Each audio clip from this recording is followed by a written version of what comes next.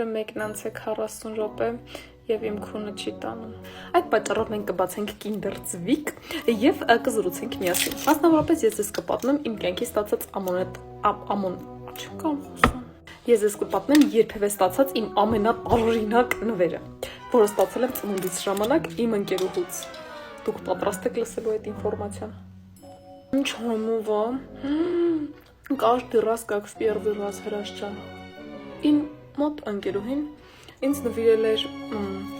կներեք անկեղծությունս համար, բայց զրո համարի կրծկալ։ Ну, իրոք զրո, ну,